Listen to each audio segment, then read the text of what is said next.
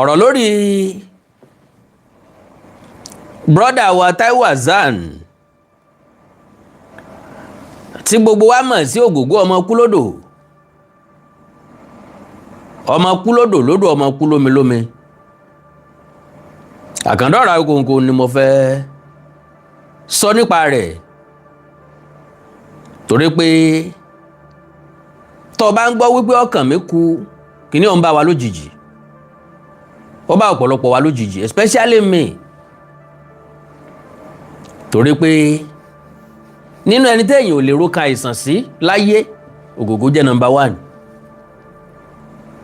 yàtọ̀ sí àárẹ̀ tó ṣe lọ́dún kan lọ́hùn tí gbogbo ayé ń fẹnu kó jápìn káàkiri bó tiẹ̀ jẹ́ pé social media ò tí ì di yẹ̀yẹ́ báyìí kò sí tí wọ́n sọ sí ògògó ọmọ kúlódò tán lásìkò náà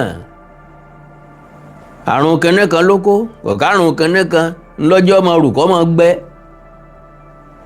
kò sẹ́ni tọ́mọ̀ wípé ojú tó gún rógé ojú tó rẹwà dáadáa hàn pé yóò tún padà bọ̀ sípò lásìkò náà lóòótọ́ tẹ bá ń gbọ́ ọ̀rọ̀ gbóni jìgìjìgì yín nínú àìsàn ògògó ní jẹ́bẹ̀ kíní ọ̀hún kàkà kọ́ pa sí lọ́la ó tún mọ́ kìkì ẹ̀kan sí ó wá jẹ́ kí ti àìsàn jẹjẹrẹ ọ̀nà jẹjẹrẹ yìí kó bá wa lẹ́rù kó bá wa lójijì Taiwo Hassan ikú kì í pẹ̀tà lójú ran kò sí ní tí ó ṣe ọ́ kò sí ní tí ó ṣẹ̀mí rẹ kòkò làábògùn kòkò làrọ̀ ọ̀tá le ikú rẹ ò tí ì yá bọ́ bá dọ̀la yóò tún kọ̀la ni ẹ̀ ń bá wa ní kó o kú a jẹ́ pé kí wọ́n lọ rí múlẹ̀ dé Ọlọ́run ojú ọ̀kan wọ̀ torí pé gbogbo ohun tó o fẹ́ ṣe láyé o ò tí ì ṣe ìlàjì ń bẹ̀ lágbára Ọlọ́run ọ̀la èyí já ọ̀la mi pẹ̀lú ògo Ọlọ́run alright nígbà tí mo rí fídíò ọmọ ògògó tó ń sunkún lórí ìtàkùn ayélujára àyà mi jápa ó wá clarify ẹ̀ pé ẹkún tó ń sun ẹ̀bẹ̀ tó ń bẹ gbogbo ọmọ Nàìjíríà gbogbo ọmọ káàárọ̀ oòjíire bí kì í ṣe ti ká ẹ lè dáwó fún ẹbí àwọn o àwọn ò nílò owó o ṣùgbọ́n àwọn nílò àdúà àwọn ṣe kí ni àwọn nílò àdúà àkọ́kọ́ ńlẹ́lẹ́yìn ẹlẹ́ẹ̀kejì ni pé àwọn nílò àwọn experts tí yóò bá wọn attend sí bàbá wọn torí pé sẹ́nẹ́tọ̀ nípínlẹ̀ Ògùn Yáyì ká mọ̀ pé ní kọ́mí gọ́vnọ̀ pẹ̀lú ògo Ọlọ́run bí Yáyì bá ṣe gómìnà kò sí ní tó bá dé ń bẹ̀ ọfà ìṣe gómìnà rẹ̀ ọ̀pọ̀lọpọ̀ nǹkan dáadáa làwọn ará senatorial ẹ má bínú làwọn ará senatorial district tí ẹ jẹ̀gbádùn ó ìṣe sẹ́nẹ́tọ̀ tí pa wápò àjẹnu ọlá ẹ̀rí ṣùgbọ́n aríbi ti ń ṣe n ò sì campaign fún ṣùgbọ́n lára iṣẹ́ ìlú náà lélẹ́yìí ó jẹ́ kó yé wọn wípé iye tí ó bá ná wọn fún ìtọ́jú ògògó agbára Ọlọ́run ọ̀ka kò jù bá ń lọ ọ̀pọ̀lọpọ̀ èèyàn ló wà nípò tiẹ̀ ẹsẹsẹ kanlẹ̀kùn ẹsẹsẹ pé ẹsẹsẹ bẹ̀rẹ̀ ẹsẹsẹ para pàpà síbẹ̀síbẹ̀ náà wọn ò ní gbégbèsè olóòkàn wọ́n mọ̀ promise ni so eléyìí ò fi wá lọ́kàn balẹ̀ wípé ibi ire lọ̀rọ̀ ń wó sí àdúrà wa ni a nílò fún ògògó Taiwo Hassan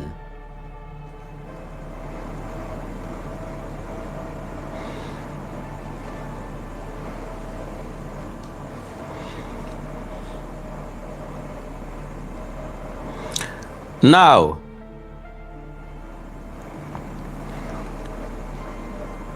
bí a ṣe wọlé wa pín program yẹn jọ.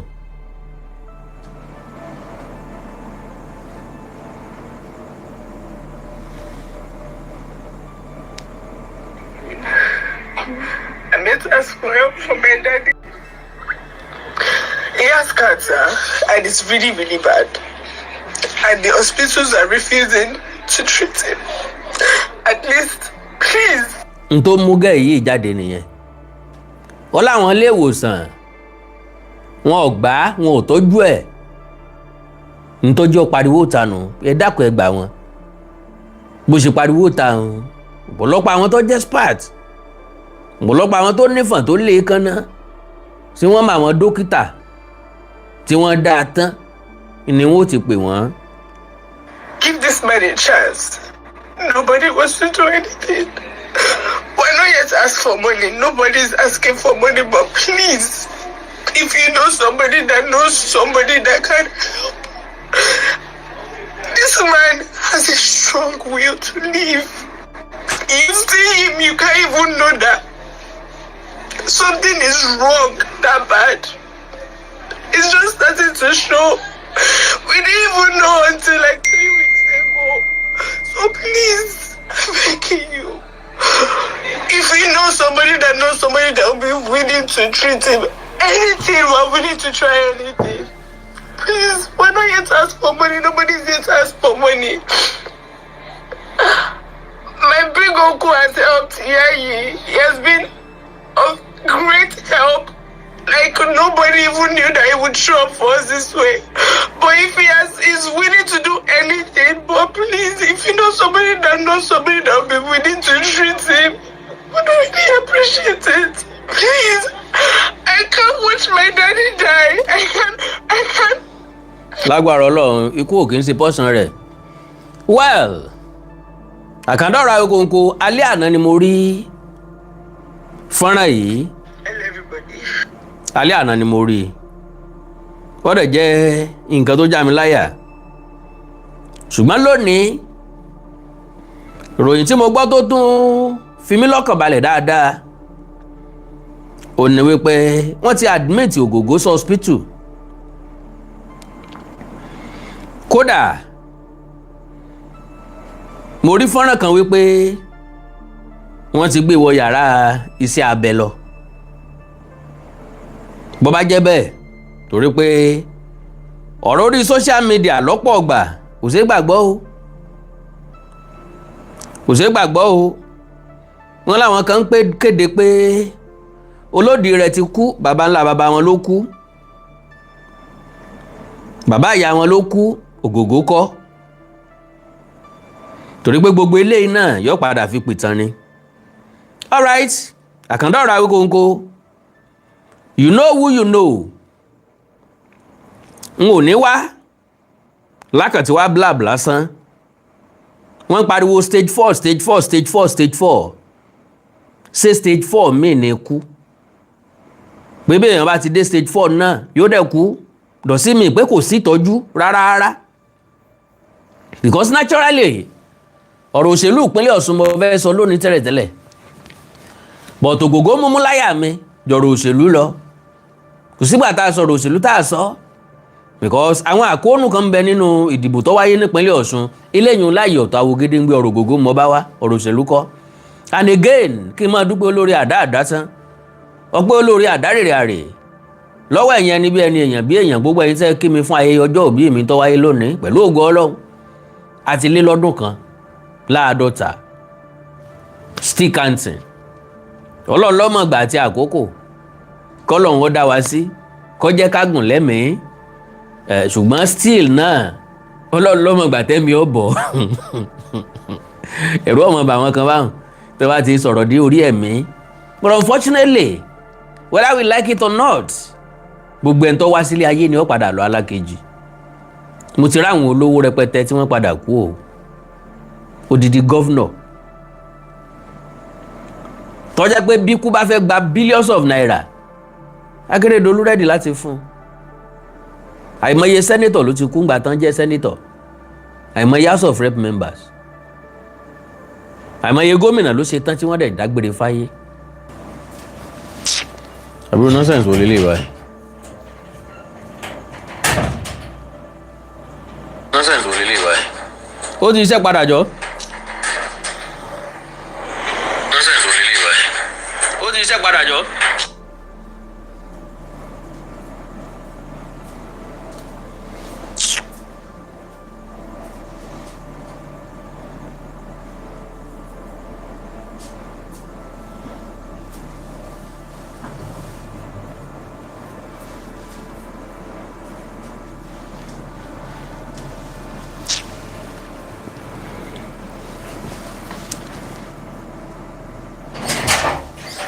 ó ti ṣiṣẹ́ padà. ẹ káàbọ̀ padà bẹ́ẹ̀ ṣe wọlé bá mi ṣe program yẹn jọ. ìbànújẹ́ ò ní kàn yín jàre. nẹ́tíwọ̀kì tán ròyìn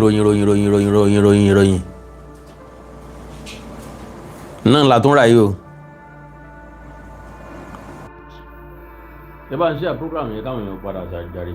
now àwọn èèyàn mọ̀ bá wa ń bẹ̀ ẹ má jẹ́ ń bá kó wa. so mo wá ṣèwádìí tọ́pọ̀ pé ṣé lóòótọ́ bẹ́ẹ̀ èèyàn bá ti dé stage 4 ṣékú náà lọ já sí. àwọn expert sọ̀rọ̀ àwọn onímọ̀ ìjìnlẹ̀ nínú ìṣègùn òyìnbó lórí ọ̀rọ̀ àìsàn jẹjẹrẹ. God bless you, sir. God bless you, sir. God bless you. Gbogbo ẹ̀yin tẹ́ kí mi fún ayẹyẹ ọjọ́ ìbí mi ní wáńtì o. Ẹ̀yin náà ó máa ṣe lọ́pọ̀lọpọ̀. Ikú ò ní dẹ́mi yín légbodò. Àìsàn ò ní ṣe yín. Nǹkan ò ní ṣẹ̀mí yín, kò ní ṣẹ̀mí àwọn ọmọ, ìyàwó àtọkọ yín lágbára Ọlọ́run. Ẹ ní rí ń gbé sọnù bí ò ṣe bí ọmọ. I appreciate all of you. So, now àwa wádìí stage 4 so túmọ̀ sí kú. Lo and behold gbogbo àwa tẹ́rù ń bà a ṣe mistake torí pé tẹ́lẹ̀tẹ́lẹ̀ stage 4 a máa pààyàn débi pé wọ́n kàn sọ déètì tó ń tọ̀ wọ́n kú ni wọ́n ẹ̀gẹ́tẹ̀ kan sọ fún yàn pé iye ọdún báyìí ló kù tàbí iye oṣù báyìí ló kù téèyàn ó lò bó bá ti dé stage 4 bí ṣe máa ń rìnà ọmọ tí ń sunkún ó yé ní Yorùbá fi pé ọmọ tí ń sunkún ó yé ìyá rẹ̀ tí ń rẹ̀ ọmọ tí ń sunkún ó yé kìí ṣe novice. ọmọ tí ọ̀jọ̀gbọ́n bá bí ọ̀jọ̀gbọ́n náà ni yóò jẹ́ ọmọ tẹ́yá bá bí ẹ̀yá níjọ wọ́n jọ bàbá wọn bí ìmú wọn. tọgbọ́n orí ti làákàyè ti wà tútù bí àdàbà wọ́n jọ bàbá wọn. so now ọ̀rọ̀ wa ò ní pọ̀ ìwádìí ìjìnlẹ̀ la fẹ́ gbé ta yóò ṣe mí láǹfààní yóò ṣẹ̀yin náà láǹfààní. Ẹ gbọ́ nǹkan tí gẹ́ẹ̀ yẹn sọ ẹni tó bá rójú ògògó kò ní mọ̀ pé nǹkan kan ń ṣe ẹ understand mi kò ní mọ̀ pé nǹkan kan ń ṣe. One little girl bóyá last week ló bá mi sọ̀rọ̀ ó ló ní àìsàn kan jẹjẹrẹ náà ni o. wọ́n lọ ṣe dialysis oríṣiríṣi ni wọ́n sọ pé bóun bá tètè bójútó kò tí ì tó nǹkan tí òun lè kó payà bára òun sí. ṣùgbọ́n àwọn oògùn tó wọ́n máa lò àwọn oògùn tó wọ́n máa lò lélẹ̀ àyà mi tó jápa pé tẹ́lẹ̀ rí Ọlọ́run ọba mi kẹ́ mi ó dá mi dáadáa. Why? I don't complain about money. Even kí n má ní 10,000 naira lọ́wọ́ I don't always complain about money. I always thank God pé ìwọ Ọlọ́run ó fàìsàn kún, má fàìsàn kún fún mi. Ìwọ Ọlọ́run ó fàìsàn kún, má fàìsàn kún fún ọmọ, má fàìsàn kún fáya. Ẹni tí ó kàn mí má jẹ́ ó kàn wọ́n. My lovely brothers and sisters. Aláìsàn gangan kọ́ ní ṣàìsàn o, ẹni tí ń tọ́jú aláìsàn láláìsàn. Ẹni tí ń sáré káàkiri. Tó ń ṣe test káàkiri. Bí èèyàn bá dé hospital, ó mọ̀ pé wọ́n ṣe test ìtọ̀, wọ́n ṣe test ìtọ̀, wọ́n ṣe test ìgbọ̀nsẹ̀. Àyẹ̀wò ẹ̀jẹ̀ lẹ́lòmíì rò pé àyẹ̀wò ẹ̀jẹ̀ nìkan lẹ́lòmíì rò pé wọ́n ń ṣe. Oríṣiríṣi àyẹ̀wò ni wọ́n máa ń ṣe. So ti dé usage rèé. Tó máa gun lift lókè, tó máa gun lift bọ̀.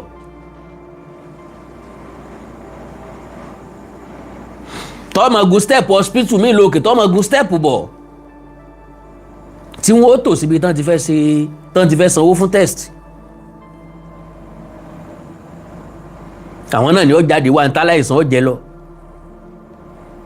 Bó bá já láìsàn tí ò lè dìde tó gbọ̀nsẹ̀ sórí ibi tó sùn sí, àwọn náà ni ó lọ fọ̀ ọ́.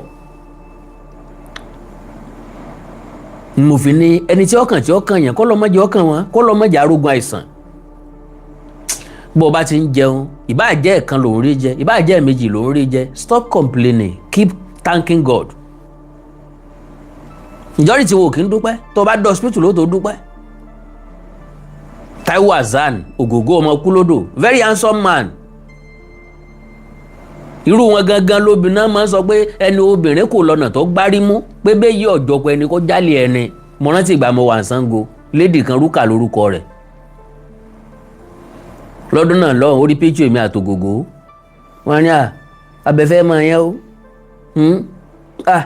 Wàláì kọ́mọ̀ fẹ́ mi kọ́kàn bounce lásán.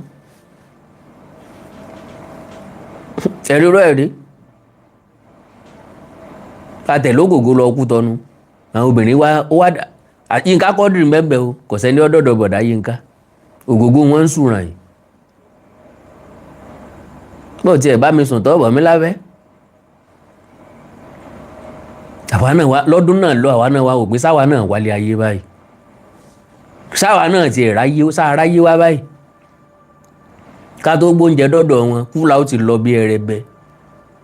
Ìwọ náà lọ́wọ́ àsórí tèmi náà lápèsìn. Mo yà bàrà bẹ̀ ni o, kó lè mọ how big ògògó is. Èmi sọ̀rọ̀ ya 2000 or 2001 or so. Kò jù bá ń lọ 2000, 2001 or 2002. Lọ́dún tí mo ń sọ, ìyá Rainbow ló sì kẹta wọn. Lọ́dún náà lọ, àwọn ni star tá a kó rìnrìn àjò tá a fi ń ṣe stage play káàkiri, a lọ Kútọ́nù, a lọ Togo, a ṣe nǹkan kan. Ògògó is a very cool man. Star ni o, ṣùgbọ́n kì í ṣe bíi star. Àwọn star kan wà tó máa categorize ara wọn, gbéra wọn ga. He jokes, he play with anybody. Irú wọn já wọn tí wọ́n mọ̀ fáwa náà ń retí pé lo and behold, fọ́tò ògògó ni mo tà tí mo kó Kútọ́nù, n ò rówó mọ́tò. Èmi sì gbé kámẹ́rà lọ as a photographer. Mo ya Yínká Quadri, mo ya Mama Rainbow, mo ya èmi náà bá wọn ya fọ́tò, mo lọ print ẹ̀. Ní mo tà ń lé bọ́ọ̀lù tí mi ro mọ́tò padà wá Nàìjíríà. So ògògó ọ̀nì nǹkan wàá ṣe. Ní wàá rí, ní nǹkan wàá bíjú kúò. Ẹ̀rí ọkàn ò ní jẹ́. N ò súnmọ́ o, rárá àti rárá o, èmi gan mo invite wọn o. Àwọn tá a jọ kéré jọ ni o. Àwọn tó dàgbà jà wá lọ, àwọn tó mọ̀yàn jà wá lọ, àwọn ló invite wọn. Láyé ìgbà náà èlò lásán fún wọn 120,000. Àwọn mẹ́tẹ̀ẹ̀ta 40,000 naira ẹnìkọ̀ọ̀kan. Fún gbogbo tọ́ yẹn o. 120,000. Ọmọ iye tí 40,000 jẹ́ láyé ìgbà náà ni. So nbo ni mo ń lọ. Ó ní wípé irú ògògó kọ́ lèyìn ó fi ọkàn sí pé nǹkan gbọ́dọ̀ ṣe. Kò sẹ́ni tí nǹkan gbọ́dọ̀ ṣe o, ẹ má sì mí gbọ́ o. But that man is too useful. Kò sẹ́ni tí ó wà useful, ẹ foríjì mi o. ẹ̀yin bàbá àti màmá mi understand nǹkan tí mò ń sọ. Ó ti face a lot of things nínú ìrìn àjò ayé. Ògògó face a lot o. Mo tún fẹ́ lè sọ wípé mi ò rírú ẹ̀ rí. Tó bá jẹ́ mi mo rẹwà bí ògògó, èèyàn ò dò pẹ́tẹ́ o.